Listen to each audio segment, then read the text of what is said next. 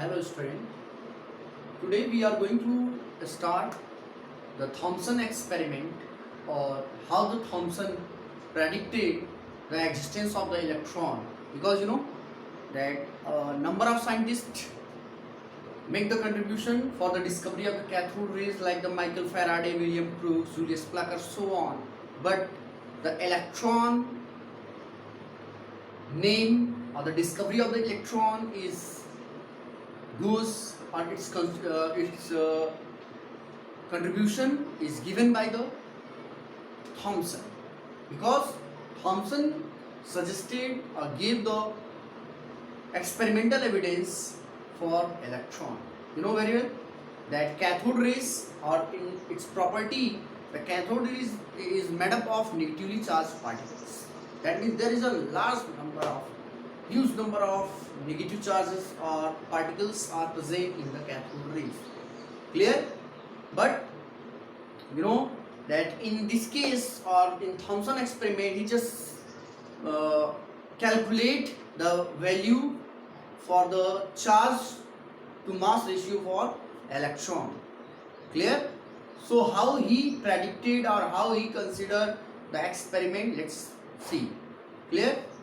You can see this is a diagram, and in this diagram this is the discharge tube, and there are two field is already mentioned here, the electric field as well as the magnetic field. Clear? And this is the cathode, anode, and this is the zinc sulfide screen. Clear? Let me explain in Hindi.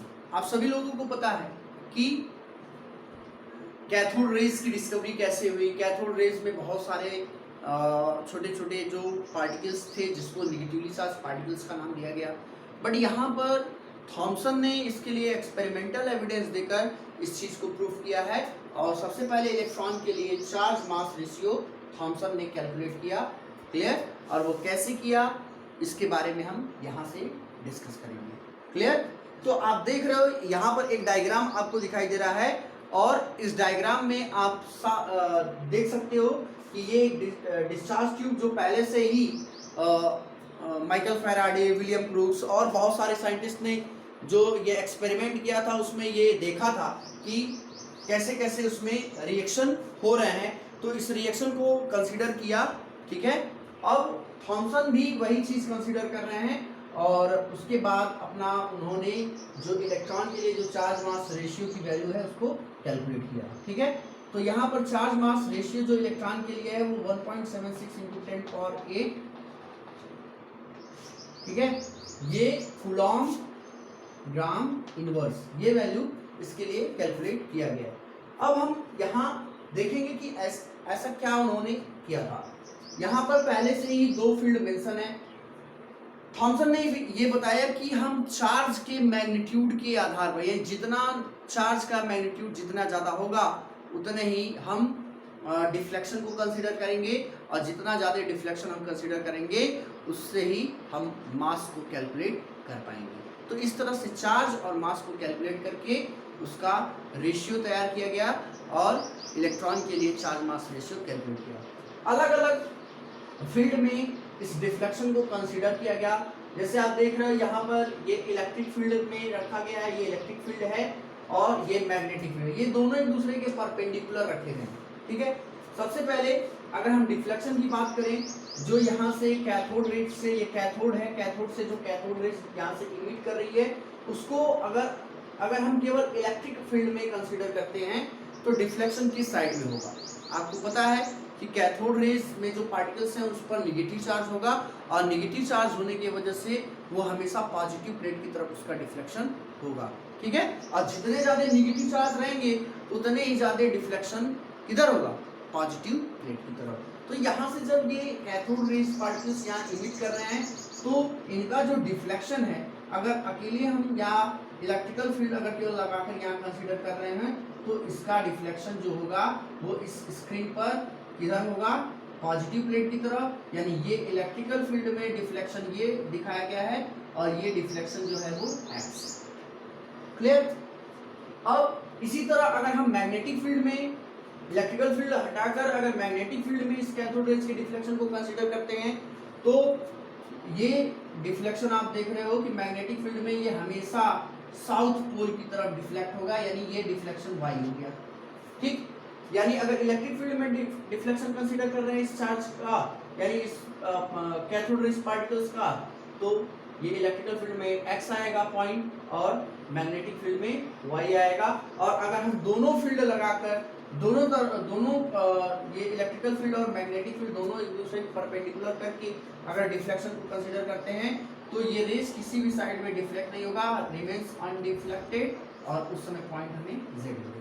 तो इस तरह से Thompson ने ये experiment करके और ये सारे पॉइंट्स को, सारे वैल्यू को इकट्ठा किया, और इकट्ठा करने के बाद एक फिजिकल क्वांटिटी जो चार्ज मास रेशियो है वो इलेक्ट्रॉन के लिए कैलकुलेट किया। ठीक है, तो इस तरह से जो चार्ज मास रेशियो इलेक्ट्रॉन के लिए E/m जो वैल्यू है चार्ज मास रेशियो को कहते हैं, ये इलेक्ट्रॉन के लिए कंसीडर किया गया कितना 1.76 × 10⁸ कूलॉम ग्राम इनवर्स। ठीक है, तो ये है चार्ज मास रेशियो जो थॉमसन ने कैलकुलेट किया इलेक्ट्रॉन के लिए, और इस आधार पर फिर मिलिगन जो साइंटिस्ट हैं उन्होंने ऑयल ड्रॉप मेथड से इलेक्ट्रॉन के चार्ज के बारे में और उसके मास के बारे में कैलकुलेट किया। ठीक है, तो अब हम बात करेंगे मिलिगन्स ऑयल ड्रॉप मेथड।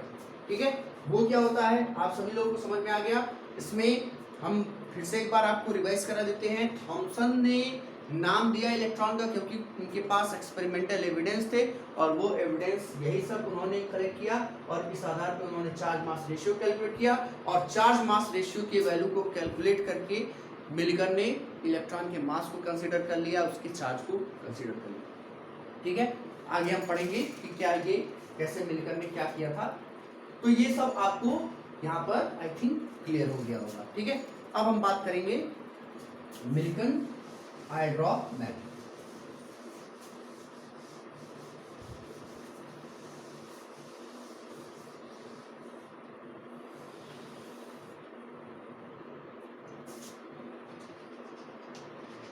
मिलिगन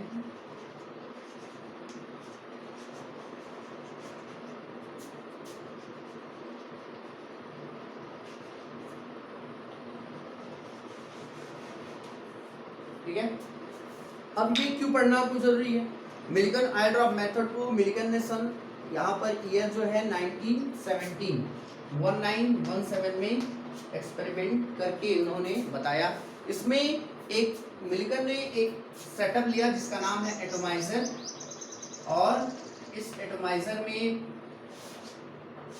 एक सपोज ये होल है, या इसका फिगर आप देख सकते हो। ठीक है, यहाँ पर एटोमाइजर एक उन्होंने सेटअप लिया और उसमें जो ऑयल ड्रॉप है उसका मिस्ट तैयार किया, और उस ऑयल ड्रॉप को उस फाइन होल, ये होल के थ्रू अंदर की तरफ भेजना शुरू किया।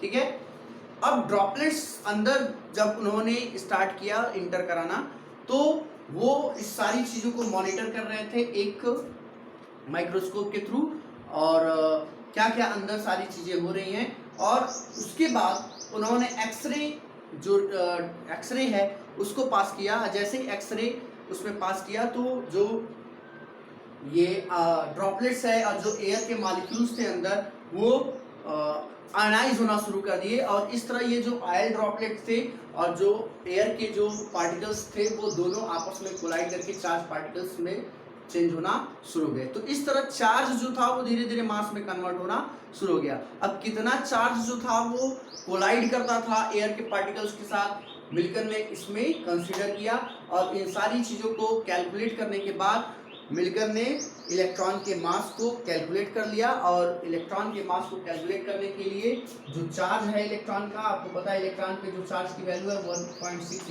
10⁻⁹ कूलॉम होता है, और इसको उन्होंने कैलकुलेट किया। और मास ऑफ इलेक्ट्रॉन को कैलकुलेट करने के लिए जो मास ऑफ इलेक्ट्रॉन है उसको इलेक्ट्रॉन के चार्ज और चार्ज मास रेशियो इन दोनों के वैल्यू को पुट करके फाइंड कर लिया। यानी 1.6 × 10⁻⁹ कूलॉम जो चार्ज की वैल्यू है, और जो चार्ज मास रेशियो है 1.76 × 10⁸ ग्राम कूलॉम ग्राम इनवर्स, तो ये पूरा जो वैल्यू है इसको सॉल्व करेंगे तो हमें मिलेगा 9.1 इंटू 10⁻28 ग्राम, ये हमको ग्राम में मिलेगा। अगर हम इसको केजी में चेंज करेंगे तो 9.1 इंटू 10⁻31 केजी आएगा। क्लियर? तो इस तरह से ये हो गया इलेक्ट्रॉन पर चार्ज की वैल्यू और ये हो गया इलेक्ट्रॉन पर मास की वैल्यू। ठीक है, तो ये सारी चीजें जो हैं वो इलेक्ट्रॉन के लिए डिस्कवर हुआ और कैथोड रेज की डिस्कवरी पहले, उसके बाद इलेक्ट्रॉन, टेलीसोन, लास्ट में क्रेडिट दिया गया थॉमसन को, क्योंकि थॉमसन ने ही इसके लिए एक्सपेरिमेंटल एविडेंस दिया और इस आधार पे हम इलेक्ट्रॉन के चार्ज की वैल्यू और मास की वैल्यू को आज हम इजीली बता पाते हैं। अगर आपसे पूछा जाए इलेक्ट्रॉन पर चार्ज की वैल्यू कितनी होती है तो आप कहोगे 1.6 इंटू 10⁻19 कूलम, और अगर मास की वैल्यू पूछा जाए तो आप कहोगे 9.1 इंटू 10⁻28 ग्राम और 9.1 इंटू 10⁻31 केजी। क्लियर? तो ये सब आपको मैंने थॉमसन एक्सपेरिमेंट और चार्ज मास रेशियो के बारे में बताया। अब हम अपने नेक्स्ट वीडियो में डिस्कवरी ऑफ एनोड रेज के बारे में कंसिडर करेंगे, क्योंकि आपको पता है कि फंडामेंटल पार्टिकल्स में 3 है, इलेक्ट्रॉन, प्रोटॉन और न्यूट्रॉन, जिसमें हमने सबसे पहला part discovery of cathode rays that is electron के बारे में कंसिडर कर लिया है। अब हमें पढ़ना है discovery of anode rays that is discovery of proton. तब तक के लिए